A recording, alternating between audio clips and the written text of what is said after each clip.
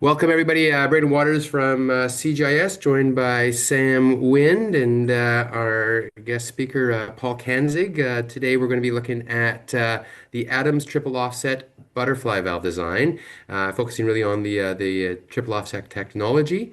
As always, maybe next slide, please, there, Paul. So again, we really try to bring some of our thought leadership to the marketplace here. Fits within our vision of a world without valve problems. For us to be able to live by that vision, we need to make sure that we're partnering with some of the best manufacturers in the industry that really look at the technologies and how to best apply the valves to the most difficult applications. And one of those core vendors for us has been Adams for a number of years, and definitely, in my opinion, one of the leaders in the triple offset butterfly valve design. So that's what we'll be focusing on today. Next slide, please. As always, just with a quick introduction about CGIS. So we've been in business now for 45, going on 46 years. CGIS has, over the 46 years, have expanded to be more than just a valve distributor, backwards integrating and forwards integrating into a number of our partners. Our partner in Montreal, DHB, backwards integrating into some of the manufacturing with DSS Valves International, Australian partner Flow Control, and then some real focused solutions through our Nova Hydromet company, and where it all started way back in 1965 with Custom Gaskets, who is our sister company. Next slide, please. So just some housekeeping. One of the things that makes these webinars fantastic is participation from the audience. So you'll see at the bottom of your Zoom screen there is a Q&A button. Please feel free to put in questions as we go. I'll interrupt Paul as the questions pop up, and we can answer them in a moment. If we can't get to them right then and there, we will definitely make sure that we get to them at the end of the presentation. As always, Sam doing a great job with these webinars. We'll be recording this, and so we'll make sure that we get that out to everybody at the end of the show as well, so you can watch it if you need to. All right, I think with that, just a quick introduction again for our partner here, Paul Kanzig. So Paul is the National Sales Manager at Adams Valves. Been in the business selling triple offset technologies for over 30 years, and has a lot of great experience and knows how to put those the valves in the right applications for us. So really appreciate his knowledge and his support over the last number of years, and he will I'm sure take us through some really exciting stuff here with the triple offset. So with that, Paul, over to you. Thank you, Braden. So, as Braden mentioned, my name is Paul Kanzig. Please, as he said, stop or ask any questions during the presentation. I'll be happy to answer them as we go along.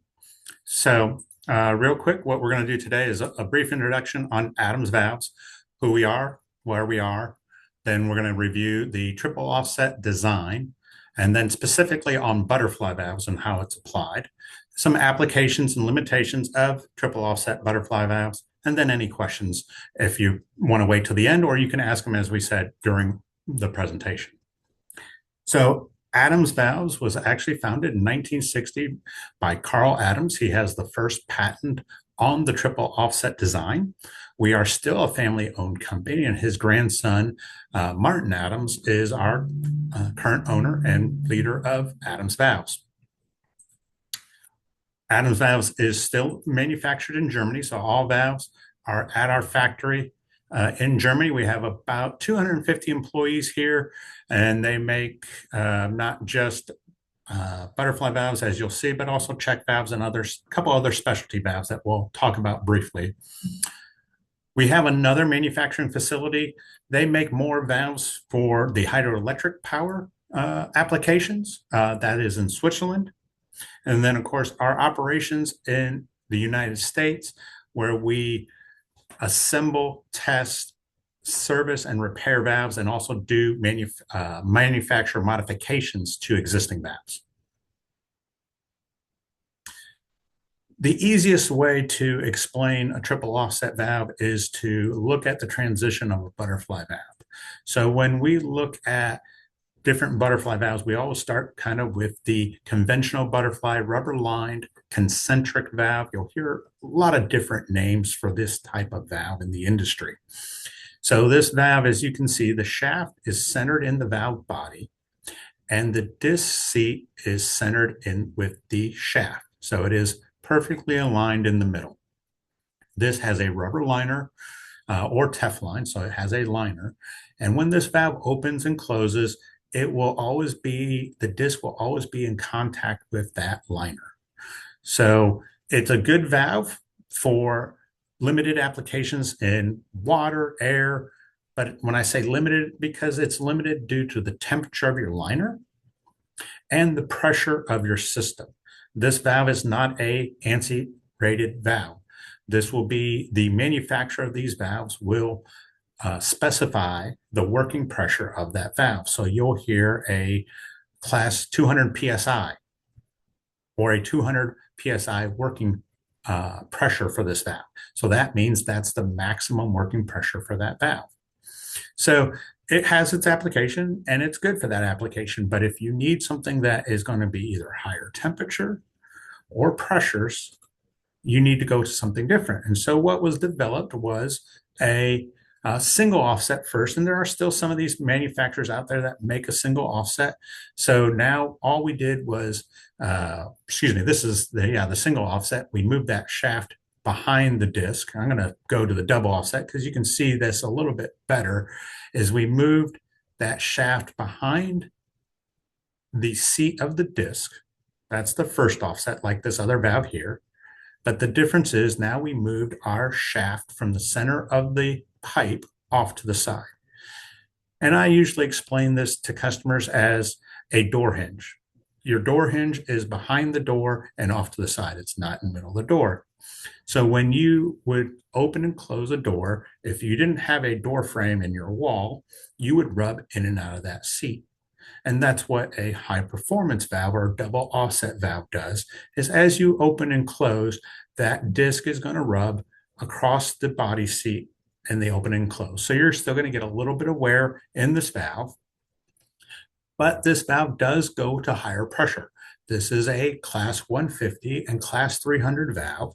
Some manufacturers have done class 600, but most of them are class 150 and 300. And a lot of them still use an RTFE seat in these valves. Even though metal seat is available, it doesn't give you a tight shutoff. When we look at this seat angle, this interaction of the body seat to the disc, and we were to take that contact point and we draw it up to the center of the pipe, we see it makes a concentric cone directly in the middle of the pipe. What a triple offset valve said, in order to minimize the rubbing, so reduce the wear of the valve, they took that cone shape interaction of the seat between the disc and the body and they offset it. And that is your third offset. You offset your angle of your disc and your seat to make the rubbing a lot less, or eliminate it, actually, is what a triple offset does. But if I eliminate rubbing, if I go back to like my door example, if I were to put an angle into it, and so now it would go in and out of that door frame without touching it, without rubbing. Well, how am I sealing? And so the key component of any triple offset valve is actually this laminated seal ring. So all triple offsets have the three offsets of the shafts, two in the where the shaft is located at in the disc, and of the angle of interaction. But the key component in sealing is this laminated seal ring. So what this laminated seal ring does is once my disc touches it, it's not closed. It's just in position. A triple offset valve is a torque seated valve. So please remember that always is triple offset is a torque seated valve. So when I just touch this seat, I am not closed. I need to torque it into the seat. I need an extra quarter turn of that gear operator, or if I have an actuator, it needs to go in a couple extra degrees to torque my disc into this laminated seal ring. That when I torque this seal ring, I'm going to expand it. It is going to push out. And when I expand that seal ring, of course, it's going to want to come back to its original shape. And that's what gives me my zero leakage. Because that's what people know triple offset valves. When they think of a triple offset butterfly valve, they think of a zero leakage, non-rubbing, bidirectional tight shutoff valve. And my seal ring, laminated seal ring, is what gives me that tight shutoff. What I'm showing here is the Adams design. In the Adams design, we put the laminated seal ring in the body. We have a design that it is in the disc. It's on a different valve, and we'll show you that. But our standard product, we put it into the body because it removes it from the direct path of the flow. When it's in the disc and your disc is wide open, your flow comes straight across it and can potentially start to delaminate that seal ring. We have it when it comes across, it is still exposed to the fluid, but it's not a direct impact. It protects that seat. When I say zero leakage, there is also sometimes some misunderstandings because there's different terms in the industry of tight shutoff, of zero leakage, of no leakage. And it's been a little confusing for some people because some manufacturers have tried to say, oh, I'm a tight shutoff valve, but they don't mean zero leakage. So actually right now, API is in the process of defining a tight shutoff valve to mean zero leakage. And when we say zero, we mean tested to API 598, oops, sorry, API 598 resilient seated standards. And resilient seated standards means there is zero bubbles or zero drops, depending on you're using air or liquid. So many times in the past, a high performance valve manufacturer may say, I have a tight shutoff valve, but what they were referring to was a class 6 shutoff. And that class 6 shutoff does allow a leakage. And to class 6. Class 6 is an FCI, and I'm sorry, I just lost my presentation. Bear with me for a second. I don't know how that happened. My whole presentation just ended here. Bear with me. No worries, Paul. I can pull it up on my There we end go. as well. I got You it. got it? I don't know why Yeah. just my PowerPoint I just saw the closed on I me. saw the spinning wheel of death there for a second, and I was like, oh no, what's going on with the mouse? So back to what I was saying on class 6. Class 6 is a more of a control valve specification. That is a specification for leakages on control valve. API 598 is the standard to be used for butterfly valves. And so when you're talking about leakage, please remember for any triple offset valve, when they talk to you about tight shutoff, they should be referring to zero drops or zero bubbles when they test it. And actually, many manufacturers, and Adams is one of these, on the smaller valves, we will test this open face. So, and with like this valve here, this is my high pressure side. I mentioned this is bidirectional, and it is, but we still have a preferred direction of shutoff. So the preferred direction is your high pressure, pushing that pressure with the disc into the seat. So we would put the pressure here. This side would be open, and you would be looking for a bubble to come out of that seat. So if no bubbles or drops comes out, it passes. If one drop or bubble comes out, it fails. So when I said, and now going to back up to the bidirectional, you can have pressure on this. We call this the negative side or the non-preferred side. That is where the pressure would try to push that disc out of the seat.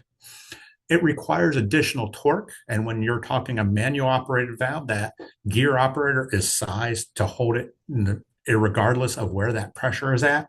If you have a electrically or pneumatically actuated valve, we would provide the torques to hold it closed in the non-preferred side if that scenario is required. So want to make a distinction that not all triple offset valves are necessarily butterfly valves. Adams' first triple offset valve was actually a check valve, and we still make triple offset geometry check valves today.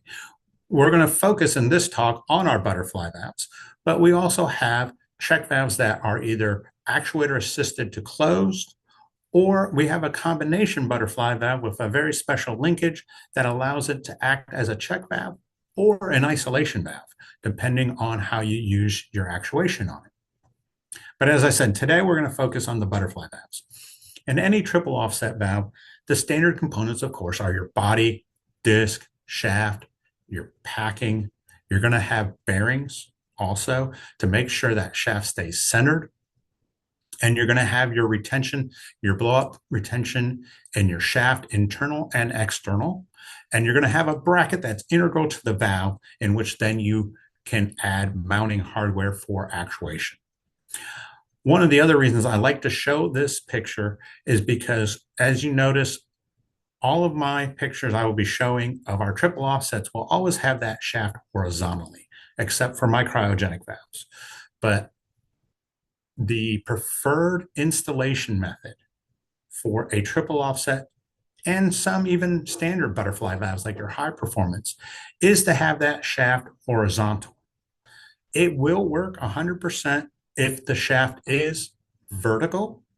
However, for the longest life of the valve, it is preferred to be horizontal. And if you have an installation that you can't have it horizontal, even one bolt hole off will help. And the reason we say that is because you can see it clearly in this picture. This is where my shaft goes through my body. If I have this vertically and I have anything that potentially could get into my stem journal areas, this hub area here, product, whether it be a liquid or any types of solids, once you start getting into that area, you increase the torques and you could decrease the life of your valve. So, Hey, Paul, a question just sure. popped in here, which I think is probably pertinent to this. You talked about zero leakage through the valve, which we're able to achieve true zero leakage to the resiliency test, regard even though we're metal seated.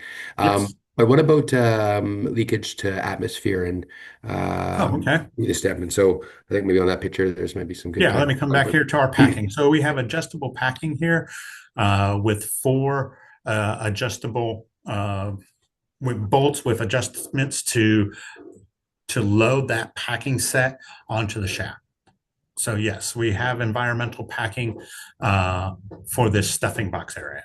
Mhm. And the other thing maybe to talk about too is the bearing system with butterfly valves. Obviously, line pressure, any side loading of the disc on the shaft can have detrimental effects on the packing leaks, and so the robustness of the shaft, the bearings, the whole system, even the dowel pinned um, Bracket, mating yes. pad really ensures that stability and longevity in the packing. And there's a follow-up question to that. Do you guys have any, is there any certification for fugitive missions that you guys have done testing on? We have the ISO 15848 testing, fugitive emissions, and I don't remember the whole long code. There's a long code for 15848, but we have done that and passed that testing. Perfect. Okay. Sounds great. And sorry, one more jumped into the question here, which I think may be pertinent. Talking about bidirectionality and stuff like that. Are the valves fully rated for end of line dead end service? Yes, Okay. and we like to know that beforehand, just so that we have the adjustments made to it. But yes, obviously in the preferred direction when you install, if I'm going to go back to this picture here, when you install it and you drop this side, it's much easier because you have that preferred pressure pushing the disc into the body seat. If it's in the non-preferred direction, obviously, as I stated before, if it's a manually operated with a gear operator, there shouldn't be any adjustments needed. But if it's with an actuator, we would definitely want to make sure we get you the right torques to ensure that that disc is properly torqued into the seat. Perfect. Okay. And I will Just make, for go ahead. Oh, sorry. Yeah, just kind of a random question for my brain.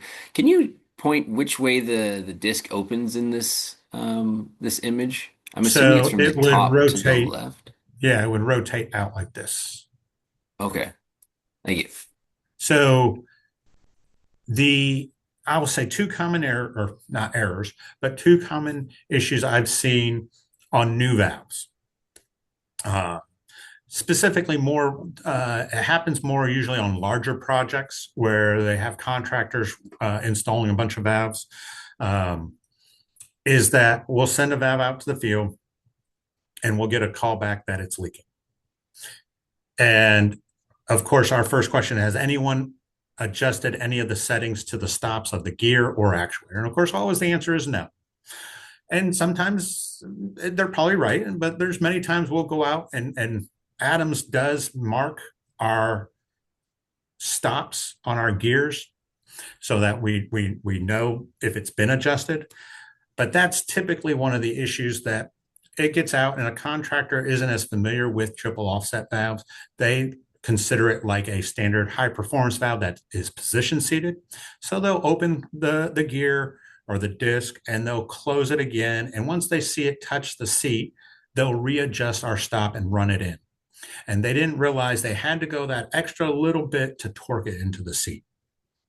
So an easy way to tell that is, of course, my first boss, when he trained me, said, oh, yeah, you go out to the field, you stick $1 in that seat area, and when they close the valve, it will cut right through the dollar. I'm a little too cheap to do that. So the easy way to do it is a light test. If you take a flashlight and if you go on one side of the valve and you shine that light around the seat, you should see nothing on the other side, and vice versa. When you go to the other side, you should be able to do the same thing. You should not see any light going through that seat. If you see any light, you need to adjust your stop. The other common thing that we see is with actuation. Of course, actuation, parallel to pipe, perpendicular to pipe. If that is not noted when the order is placed and it gets out to the field and it's not in the right orientation, many times contractors will just loosen the bolts on holding the actuator to the bracket, and they'll try to rotate that operator into the other orientation. Of course, without taking it off the shaft, they'll just leave it on the shaft and reorient it. Of course, when they do that, that moves my shaft completely around and my disc is in the wrong quadrant now. And it, of course, is not going to seal. So those are the two most common things I see on new valves when they go into the field and I have a customer that says there's an issue.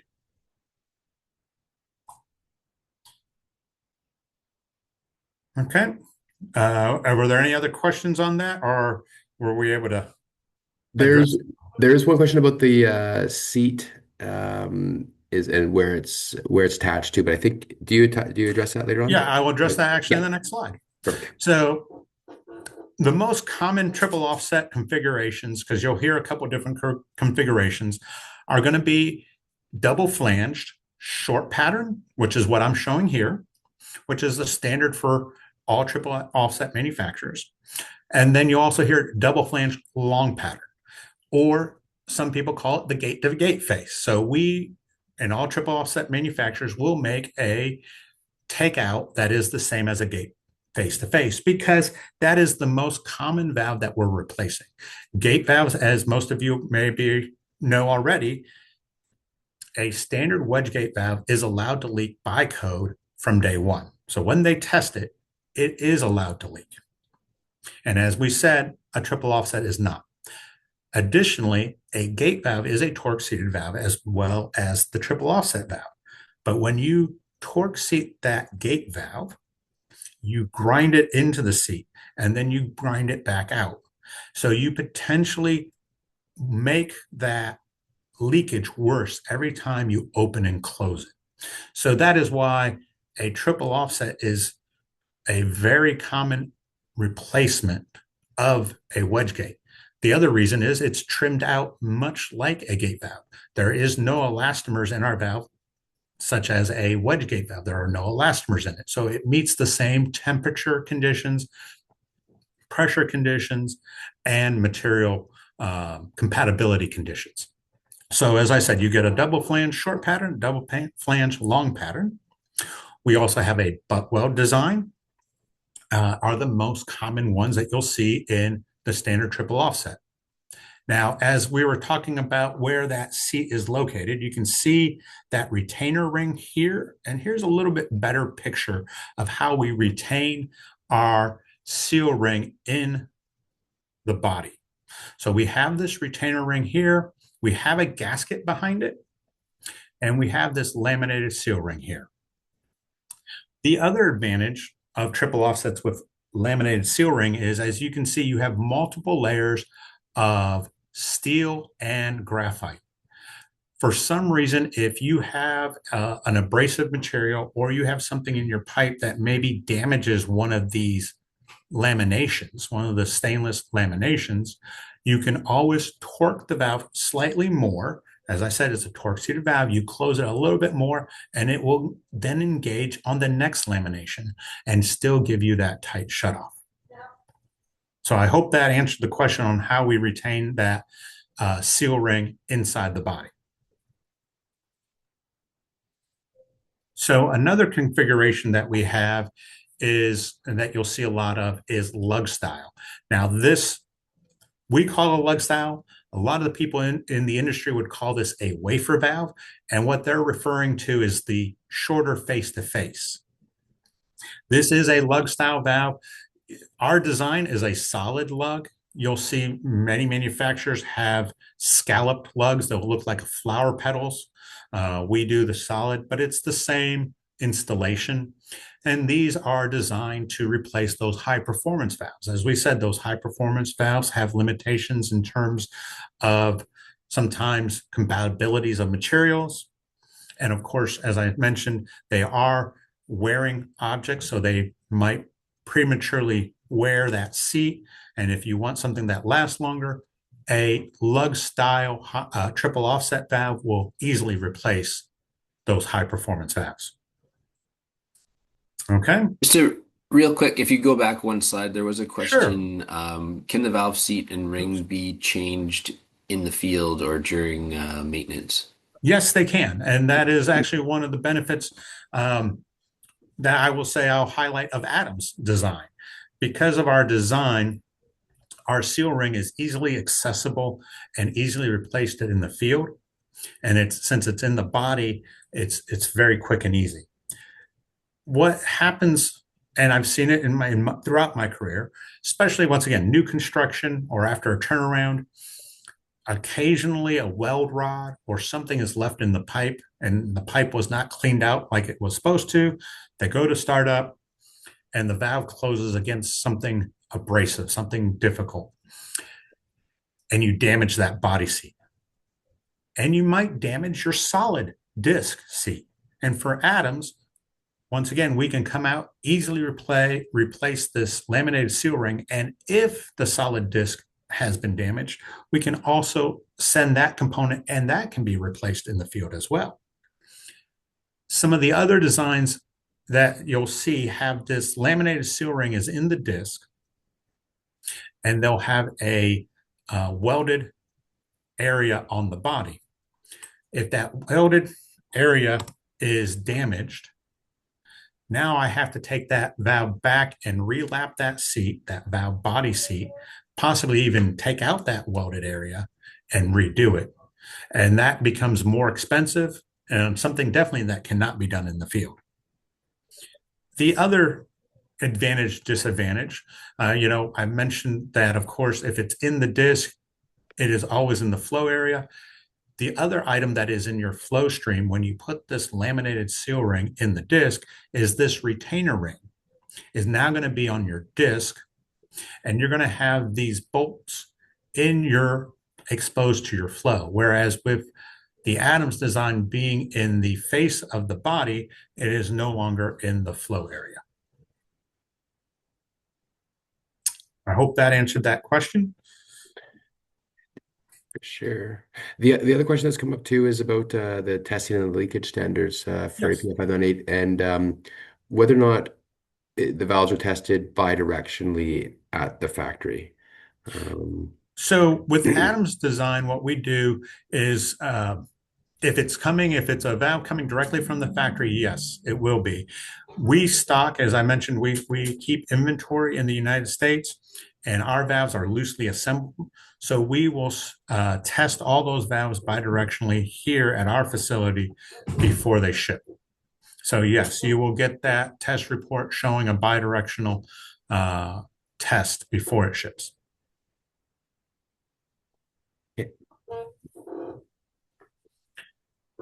So one of the other designs, and I did mention that we do make a design with that seal ring in the disc, but this is a very unique design for us. Our standard valves, and there are limitations. I'm going to go back to this design. When you have a cast valve, there's limitations in the sizes of castings that you can get. So into the cast design, we can go up to a 96-inch in castings. However, we've built valves up to 108-inch, and I apologize. I always am in empirical, not a metric. So I apologize. I am not good on that. Someone might be able to translate better what that is in millimeters. But we recently, just last year, we delivered a 108-inch valve, triple offset valve to the United States. And we did that in a fabricated design. And that's this design here. When we go to fabricate it, this is plate steel that we will roll, and we'll put a seam weld down it. We will weld on the flanges. We will weld in these hubs for where the shaft goes through and where our bearings are at. So it is a completely customized design. And because of that, then we can do things, for example, of making valves up to 160 inches. We can make special face-to-faces longer than normal or custom to the customer's requirements. And because we're fabricating it, we can do a couple other specialty materials and designs that let us go up to a higher temperature range than normal. And I should have mentioned the temperature limitations. In a standard triple offset valve, the limitation really is going to be depending on the application. Graphite, if it's exposed to air, will begin to burn at about 952 degrees Fahrenheit. I believe it's about 500 degrees Celsius. Graphite can start to deteriorate if it's in the presence of air at those temperatures. So that is really your limitation in your standard triple offset valve. If you do not have it, if it's a different application, we are working with customers with like molten salts or thermal oils that go to high temperatures. Well, those, yes, graphite actually is good for up to higher temperatures. It's just when it's exposed to air is that it has that limitation. So really your limitations are going to be based on your application. So what we did is when we had requests to go to higher temperatures, in presence of air, we made a solid seat design. So then it's not a replaceable seat and it's not a laminated seat. So you don't get as tight of a shutoff, but you do get an improved shutoff over the standard metal seated design because we still have our other offsets. So we have our solid seal that we can do that is welded onto the disc, or we have a replaceable solid steel that's a little bit more forgiving, that if you do have an issue, you can still replace that in the field. One of the other very unique things that we can do, because this is a fabricated valve design, is that we can set up a block and bleed system in our seats. So this is still my welded seat design, but I put holes through it, and I take that laminated seal ring and I expand it. And now I have sealing on either side of those holes. And so I have a seal upstream and downstream, and I have a double block and bleed design with this fabricated valve. Now, the other thing I can do, and I didn't show it here, it's a better picture here. This picture here is I can actually even inject steam instead of being block and bleed. Instead of the hole being centered, I can have holes on either side of the seat, and I can inject steam on either side of the seat. So if you have a material that might be sticky and stick to the seats, we can purge steam into the valve and keep that area clean. So some unique things that we can do.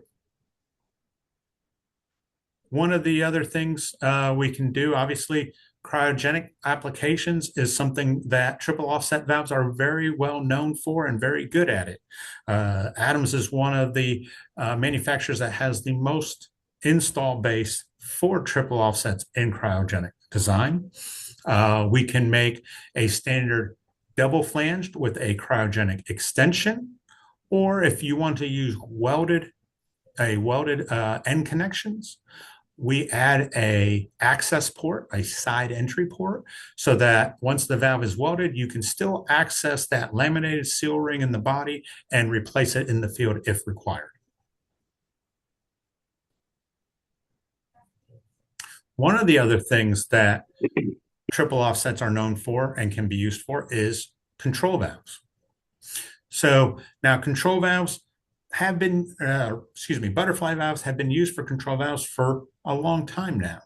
And as we know, they do a decent job of controlling flow, but not as much as pressure. As you can see, when we're between 10 to 20% open, there's a lot of cavitation in the valve. So it's not good at that angle for a standard one. The optimal range to use a butterfly valve for control is usually between 20 degrees of opening to 70 degrees of opening. Because once you get above 70 degrees of opening, there's not really much control that's happening. It's a very standard flow. What Adams has developed is a characterized disc area that goes on the backside of our disc. So these teeth are characterized based on the application of each customer.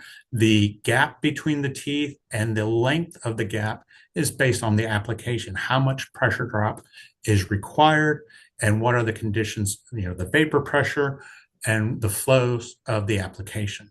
So what we do is we're taking that flow curve of a standard butterfly that is kind of a modified equal percentage to a true equal percentage curve on this type valve. So we do have some applications in which if you do have a pressure drop that is required to be controlled in a large diameter valve, Adams can help you with that. In your 3-inch and 4-inch, maybe even a 6-inch, you're going to use a standard control valve. This is when you're getting into the larger diameters, 16, 18, 20-inch, where maybe you'd be looking at a V-ball. And a V-ball does not provide a tight shutoff. It is controlling only, and it's a heavier valve with a bigger actuation. This is our standard valve, our standard triple offset butterfly valve. So you get the tight shutoff of the standard valve. We just add this characterized teeth to it to add your control. So you get a shutoff and a control valve all in one. Is there any other questions that came in on that? Okay. Well, I'm going to move into some applications and discuss that with us because I know we're going a little bit longer than the time we had allotted for. So I thank you for those who have stayed on. So real quick, applications are across every industry. Triple offsets are used anywhere from refining to wastewater and steam distribution. These are actually some of the more unknown or not thought of applications in wastewater and water and steam distribution, but are very good. Triple offset valves are very good in these applications. So going into refining, obviously, sulfur recovery. If you have a sulfur recovery unit in your refinery, that sulfur can cool and cause an issue with your seating. We have an application. We steam trace not just our outside of the valve body, but through the shaft and the disc.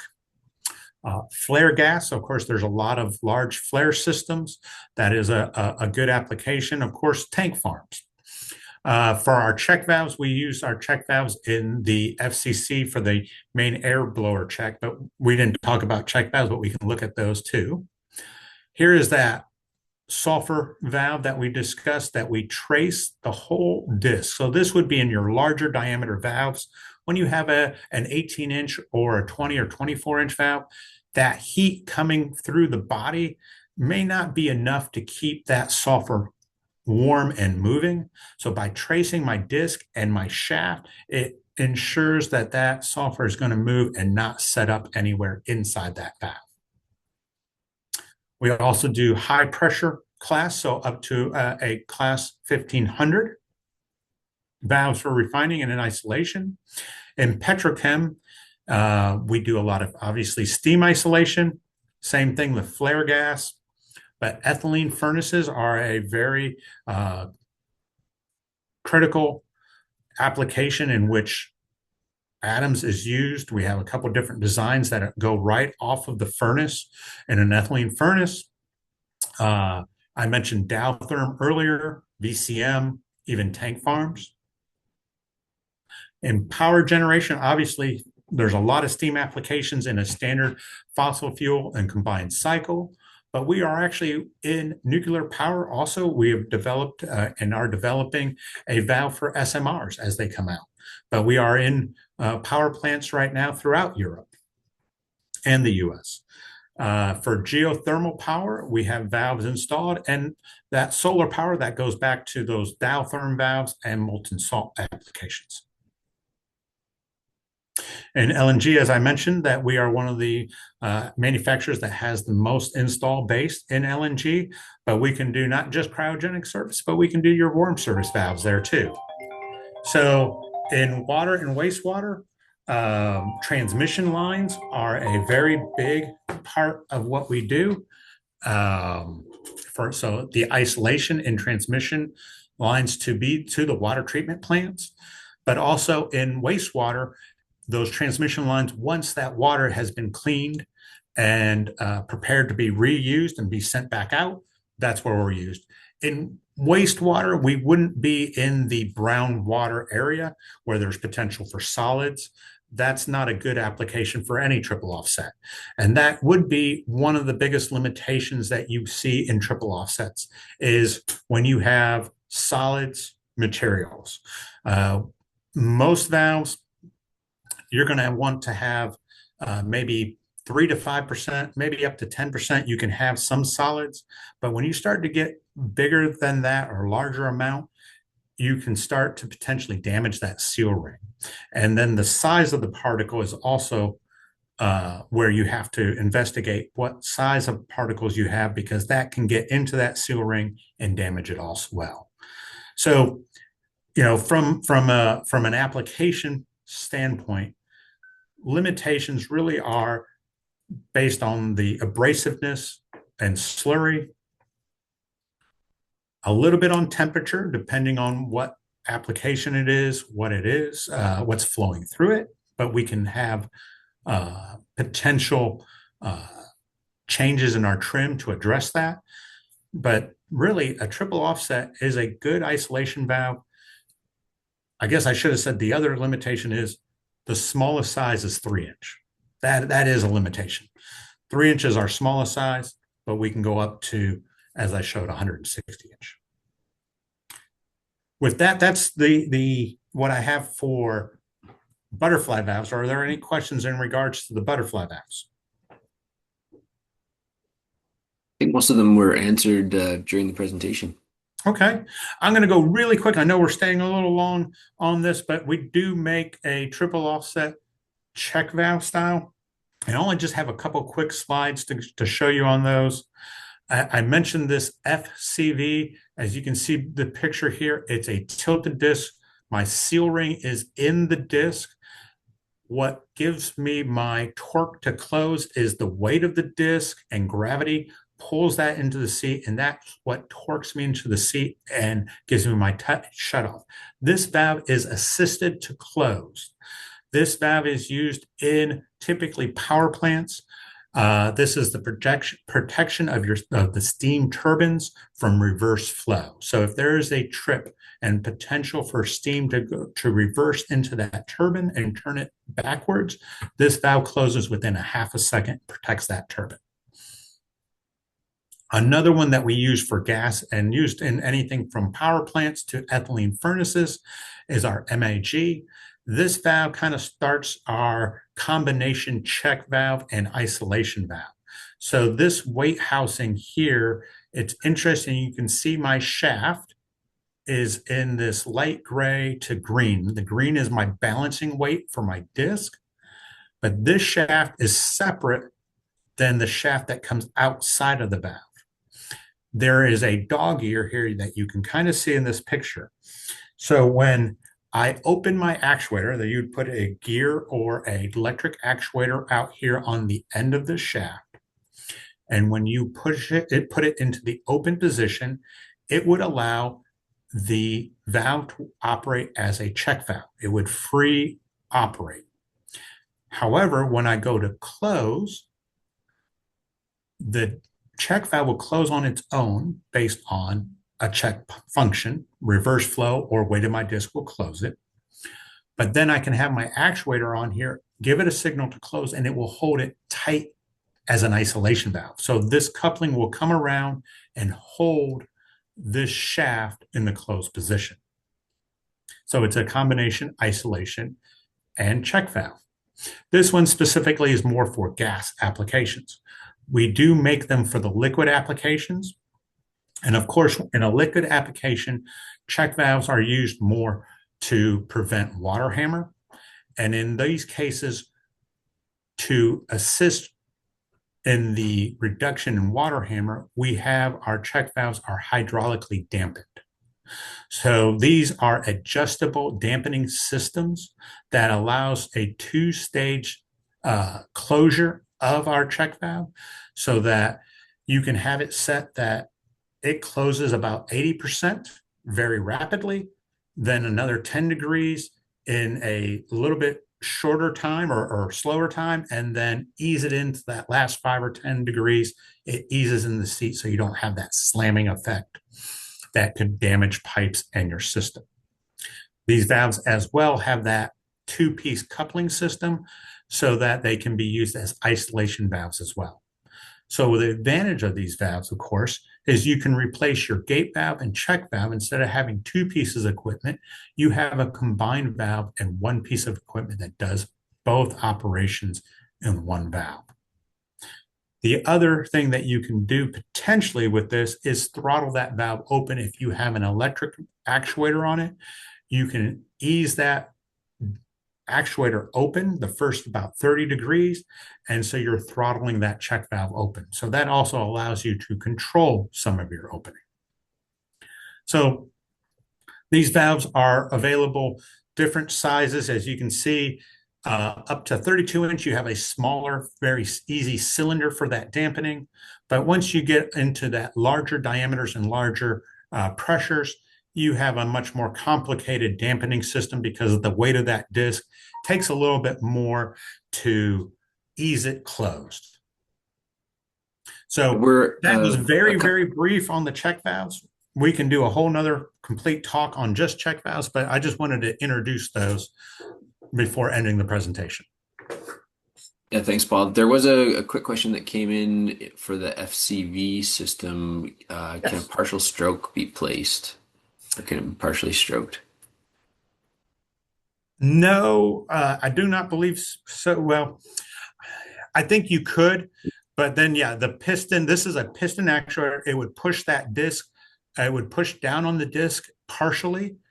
So I would double check. I would have to double check with engineering. I do not know if they've done that in the past, but I'll make a note and we can follow up with that answer Sure. in the future.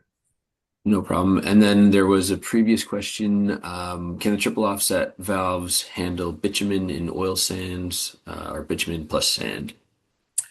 And that goes back to how much percentage of sand is there in that flow. Bitumen, and you're going to have to correct me because you're probably more of an expert than I am on that specific application. That's a little more tar kind of substance, a little heavier crude. Is that correct? Yeah, so, a little more viscous than, yeah. A little more viscous, yeah. That would be the concern I would want to look at is our bearing areas. And we do have some designs in which we can purge those bearing areas. So, and there's where I'm concerned also. As I mentioned, why I don't put my shaft in the vertical, or I try to avoid it, is because that shaft area, when product gets into there, that starts to cause my valve not to want to move. So we would want to make sure that that bitumen doesn't get into that shaft area, keep it out of there. But for the abrasiveness of the sand, we'd want to know what percentage of sand and abrasive particles are in that, so we could look at our seal ring and determine if the laminated seal ring would be appropriate for it. But it would be I would say it would be very difficult for a standard valve. You would want to take a standard valve and modify it, and it could potentially work for that application. We just need some more data. Okay. Sounds good. I think that's all of the questions we had for Okay. now. Thanks for the presentation, Paul. It was great. Yes, Yeah. and thank you all for joining and staying over. We went long, and I appreciate you your participation and your attention.